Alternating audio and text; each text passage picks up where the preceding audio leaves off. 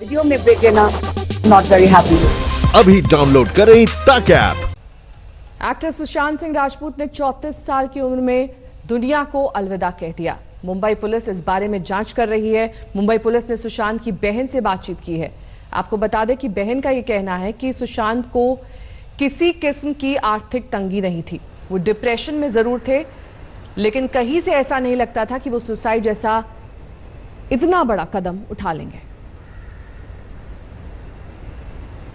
बहन ने यह भी कहा कि पिछले कुछ दिन से सुशांत ने दवा लेनी बंद कर दी थी। वो काफी परेशान रह रहे थे। हालांकि जो व्यवहार था सुशांत का वो नॉर्मल ही दिखाई दे रहा था। बातचीत में पूरी तरह से सामान्य दिखाई दे रहे थे। बहन की जुबानी हम आपको ये तमाम बातें बता रहे हैं जो कि बहन ने पुलिस को बताई हैं। सौरभ वक्तानिया हमारे संवाददाता इस वक्त तमाम जानकारी के साथ जुड़ गए हैं। सौरभ, आप इस पूरी खबर पर लगातार अपडेट्स दे रहे हैं। कब तक हो सकता है अंतिम संस्कार? कोई वक्त तय किया गया है? जी देखिए उनके जो उनके परिजन है, उनके पिता है, वो मुंबई एयरपोर्ट के बाहर निकल चुके हैं और वो सीधे अभी जाएंगे कूपर अस्पताल। और जो अंतिम संस्कार है वो विलेपार्ले के पवन हंस में वहां पर होगा।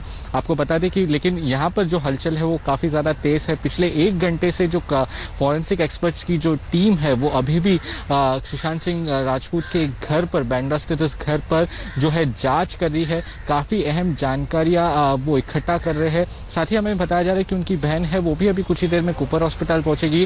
तो कूपर हॉस्पिटल में वहां पे कुछ फॉर्मेलिटीज है वो पूरी करनी है और थोड़ी एक जो है अंतिम विदाई वहां पे दी जाएगी। और उसके बाद वहां से उनके शव को जो है वो पवन हंस के जो विलेपार्ले स्थित जो शमशान घाट है वहां पे लेके जाया जाएगा। आपको बता दें ज्यादा दूर नहीं है, हार्डली 10 मिनट का वहां से रास्ता है और वहीं पर जो है अंतिम संस्कार किया जाएगा। तो जिस तरीके से हमें जो पुलिस ऑफिशियल्स बता रहे हैं कि लगभग 3 से 4 बजे के करीब जो है अंतिम संस्कार की जो प्रक्रिया है वो शुरू हो जाएगी। ठीक है, दूसरी अगर लौटेंगे आपके पास सौरभ, आपसे और जानकारी लेंगे। इस बीच सुशांत के रिश्तेदार की बात सुन लेते हैं। हमें सूचना मिली न्यूज़ चैनल के माध्यम से कि उनका इस तरह से आत्महत्या हो गया है, आत्महत्या कर लिया गया है। और हम लोग ये सुन के काफ़ी मर्माहत हैं और पता नहीं कैसे किस साजिश के तहत उसको मारा गया, ये हम लोग को अभी तक पता नहीं है। हम लोग इसकी न्यायिक जांच की मांग करते हैं। सुशांत जी को जितना मैं जानता हूं, उस परिवार को, आधा परिवार पूर्णिया, आधा ये लोग चौथम आ गए। एक ऐसा कर्मयोगी थे और एक अच्छे इंसान थे। और जो व्यक्ति नीचे से स्ट्रगल करके बिहार को गौरवान्वित किया था, बिहार अवसान में चला गया। मैं भारत सरकार से मांग करता हूं कि इसकी पूरी जांच हो। मैं अभी उस पर कुछ नहीं कह सकता हूं, लेकिन मुझे कहीं ना कहीं कोई न कोई गहरी साजिश लगती है। सुशांत सुसाइड नहीं कर सकता है। सौरभ वक्तानिया हमारे संवाददाता तमाम जानकारी के साथ लगातार जुड़े हुए हैं। सौरभ, बहन का बयान तो ले लिया गया है, लेकिन जिन 2 लोगों से अपनी मौत से पहले सुशांत ने फोन पर बात की थी, उनका बयान कब तक दर्ज होगा? जी देखिए उनका भी बयान ले लिया गया है। महेश शेट्टी नामक उनके दोस्त है। दरअसल उन्होंने उनके साथ जो सीरियल्स है उसमें उन्होंने उनके साथ काम किया था। काफ़ी क्लोज दोस्त है। जो भी उनकी जो पर्सनल बातें भी होती है वो सिर्फ उनसे ही शेयर करते थे। तो उनका जो स्टेटमेंट है वो काफ़ी ज़्यादा अहम था। तो कल मुंबई पुलिस ही नहीं, साथ ही जो मुंबई क्राइम ब्रांच की टीम है उन्होंने भी उनका स्टेटमेंट लिया। अब कुछ चीज़ें सामने आ रही है। ये है कि सबसे पहले तो वो फाइनेंशियल एंगल को रूल आउट करने के लिए कह रहे हैं, क्योंकि फाइनेंशियल क्राइसिस वैसी कुछ थी नहीं। तो उनकी जो जांच का विषय है वो डिप्रेशन पे आके ही रुका हुआ है। ये डिप्रेशन जो है पिछले 6 महीने से उनका इलाज तो चल रहा था, लेकिन पिछले कुछ हफ्ते से उनकी तबीयत और ज्यादा खराब हो गई थी। तो उनकी जो बहन है वो इस बांद्रा स्थित घर पर लगभग 2 बार उनको मिलने भी आई थी और उनका कहना था कि हाँ उनकी तबीयत खराब थी, उनको पता था कि उनका डिप्रेशन का इलाज भी चल रहा है। लेकिन जिस तरीके से जो हालात बिगड़े, जो आखिरी बात हुई और उन्होंने ये इतना बड़ा कदम उठा लिया, वो कभी सोच नहीं सकती थी। दूसरा जो इन्वेस्टिगेशन की बात करूं तो उनका फोन सबसे ज्यादा अहम और सबसे ज्यादा की है पूरा इन्वेस्टिगेशन के लिए। तो उस उनके फ़ोन का जो पासवर्ड है वो उनके मैनेजर को पता था, जिसके चलते वो फ़ोन से अब पता चलेगा कि उन्होंने कॉल्स किसको किए थे, उनको कॉल्स किसके आए थे, क्या कुछ मैसेजेस थे जो उनके किसी और के साथ बातचीत क्या चल रही थी। तो लास्ट पिछले कुछ दिनों में उनकी मानसिक हालत कैसी थी, वो क्या कुछ लोगों से बात कर रहे थे, तो वो फ़ोन से काफ़ी ज़्यादा अहम जानकारी सामने आ सकती है। दूसरी अगर जो बात करें तो उनकी जो करीबी मित्र है वो अब अस्पताल पहुंच चुकी है, वहां पर मौजूद है और अब उनके परिवार वाले भी मौजूद है, तो वहां से भी और अहम जानकारी निकल कर सामने आएगी।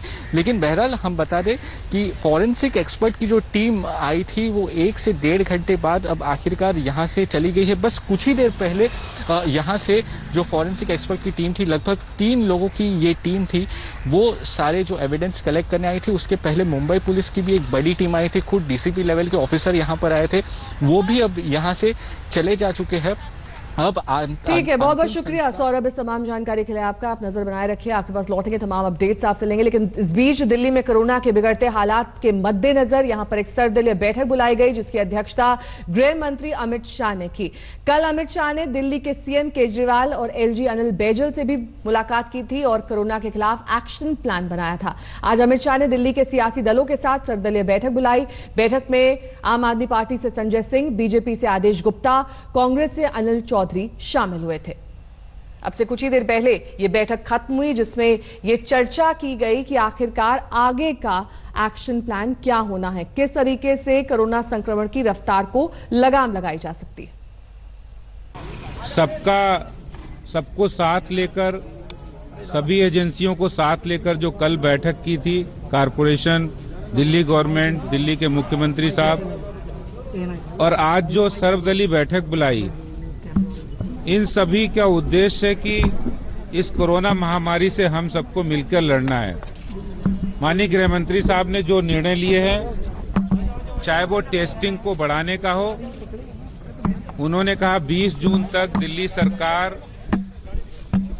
18,000 टेस्टिंग पर करने लगेंगे और जो कंटेनमेंट जोन है वहां पर घर घर जाकर ट्रेसिंग होगी, घर घर जाकर उनकी मैपिंग होगी। एक बड़ा प्रश्न उठता है जो लगातार दिल्ली के मुख्यमंत्री गुमराह कर रहे हैं, लगातार प्राइवेट हॉस्पिटल्स को जिम्मेदार ठहरा रहे हैं। हमने एक पेपर एविडेंस के तौर पर पेश किया गृह मंत्री जी को, जिसपे उन्होंने जांच के लिए भेजा है हेल्थ सेक्रेटरी साहब के द्वारा, जिसमें 3 बड़े हॉस्पिटल्स हैं जो 2019 दिसंबर तक कंप्लीट हो जाने चाहिए थे, जिसमें 2609 बेड हैं, जिसमें इंदिरा गांधी जी के नाम से द्वारका में एक हॉस्पिटल है, अंबेडकर नगर में हॉस्पिटल है, एक बुराड़ी में।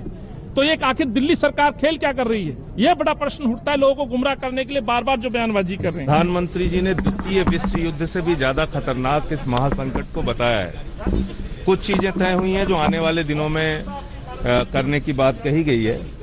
स्टेट गवर्नमेंट के हॉस्पिटल में 1900 बेड और बढ़ाने का प्रस्ताव आया। यहाँ पे 2000 बेड सेंट्रल गवर्नमेंट के हॉस्पिटल में और बढ़ेंगे। प्राइवेट हॉस्पिटल में 1178 बेड बढ़ेंगे। 500 कोचेस के जरिए 8000 बेड और फिर आने वाले दिनों में 500 कोचेस और लेके करीब 16000 बेड उसमें बढ़ने की बात कही गई है। तो दिल्ली में अच्छी बात यह रही कि केंद्र और दिल्ली सरकार में तालमेल तो दिख रहा है। दिल्ली के स्वास्थ्य मंत्री सत्येंद्र जैन ये कह रहे हैं कि जंग मिलकर लड़ी जाएगी। दिल्ली में कल तक 41,182 41182 केसेस थे, जिसमें 2224 केसेस नए ऐड हुए थे और अभी जो एक्टिव केसेस हैं वो 24,032 केसेस एक्टिव हैं और अभी तक दिल्ली में 1327 डेथ हो चुकी हैं और जितने लोग इन्फेक्टेड हैं उसमें से लगभग 5800 लोग हॉस्पिटल्स में। मीटिंग बड़ी फ्रूटफुल रही और मेन उसका ये रहा कि केंद्र सरकार भी दिल्ली सरकार भी सब मिलकर काम करेंगे। ये मेयरों के साथ भी कुछ मीटिंग आपकी हुई? उनको भी कहा गया है कि सब मिलके काम करेंगे, उनको भी मिलके काम करना। कोरोना की जो लड़ाई है सबने मिलके लड़ना। टेक्निकलिटी में जाने की आवश्यकता नहीं है कि कम्युनिटी स्प्रेड है या नहीं है। दिल्ली के अंदर काफ़ी फैला हुआ है और बड़े शहरों में ज़्यादा फैलता है ये कि जहाँ पे कम्युनिटी ज़्यादा क्लोज कम्युनिटी होती है वहाँ ज़्यादा फैलता है। अभी तक जितनी भी इन्फेक्शियस डिजीज़ हैं सबसे ज़्यादा तेज फैलने वाली डिजीज़ ये है। और दिल्ली में दोबारा लॉकडाउन नहीं होगा। इस वक्त ये बड़ी खबर आ रही है। केजरीवाल ने बात साफ कही है कि आगे लॉकडाउन नहीं किया जाएगा। हालांकि बढ़ते संक्रमण को देखते हुए कयास लगाए जा रहे थे कि दिल्ली में लॉकडाउन दोबारा लगाया जा सकता है। कई सारी जो सेवाएं खोल दी गई थी उन्हें बंद किया जा सकता है, लेकिन अब केजरीवाल ने स्थिति स्पष्ट कर दी है, लॉकडाउन से इनकार कर दिया है। लॉकडाउन की खबर को केजरीवाल ने अफवाह बताया है। फिलहाल लॉकडाउन की कोई योजना नहीं है, दिल्ली सरकार की ओर से यह स्पष्ट कर दिया गया है। अगली खबर का रुख करेंगे, इस्लामाबाद की बात करेंगे, जहां पर भारतीय उच्चायोग के 2 कर्मचारियों के लापता होने का मामला विदेश मंत्रालय ने पाकिस्तान के सामने उठाया है। इस्लामाबाद में भारतीय उच्चायोग से जुड़े CISF के 2 कर्मचारी लापता बताए जा रहे हैं। कर्मचारियों को लापता हुए 3 घंटे से ज्यादा का वक्त बीत चुका है। घर से वो निकले थे लेकिन ड्यूटी पर नहीं पहुंचे हैं। तो इन 3 घंटों में इन 2 कर्मचारियों का अता पता नहीं चल पा रहा है। दूतावास के 2 कर्मचारी हैं जो लापता बताए जा रहे हैं और ये कहा जा रहा है कि इनका कोई भी सुराग नहीं मिल रहा। चीन से बातचीत को सकारात्मक बनाने के सेनाध्यक्ष MS नरवणे के बयान पर कांग्रेस ने ऐतराज व्यक्त किया है। कांग्रेस नेता अधीर रंजन चौधरी ने एक बयान में कहा कि सेनाध्यक्ष बातचीत को कैसे सकारात्मक कह सकते हैं जब ये बातचीत उस इलाके में हुई जिस पर चीन ने कब्जा कर रखा है। चौधरी ने कहा कि सेनाध्यक्ष का बयान आत्मतुष्टि जैसा है। जहां दोनों पक्ष, हमारे आर्मी के जब मीटिंग हुई, दोनों पक्ष, वो मीटिंग खबर के मुताबिक चाइना जिस एरिया अभी तक अपना कब्जे में रखा है, उस कब्जे वाली इलाका में ही ये मीटिंग हो रहा है। तो हम कैसे ये कह सकते हैं कि हमारे साथ चीन का वार्ता वेरी फ्रूटफुल, मतलब बहुत फलदायक है। मुझे लगता है ये इस तरीके की आत्मतुष्टि किसी को ना होना चाहिए, क्योंकि चाइना हॉट स्प्रिंग में, गलवान में थोड़ा बहुत डिसएंगेजमेंट हुआ, इसका मतलब ये नहीं कि जो असली इलाका जो हमारे पेट्रोलिंग आज कुछ दिन पहले तक कर रहे थे, वो इलाका चीन जबरदस्ती कब्जा करके रखा है। सैटेलाइट कहते हैं, डिफेंस एक्सपर्ट कहते हैं, हमारे बड़ा बड़ा अधिकारी कहते हैं। तो इसी हालत में आर्मी चीफ को बात में थोड़ा संयम रखना चाहिए, ये मैं जरूर कहूंगा। नमस्कार, मैं हूं अंजना ओम कश्यप। हमें उम्मीद है ये वीडियो आपको पसंद आया होगा। लेटेस्ट खबरों के लिए यूं ही देखते रहिए आज तक, और इस वीडियो के पसंद आने पर लाइक, शेयर एंड सब्सक्राइब करना ना भूलें।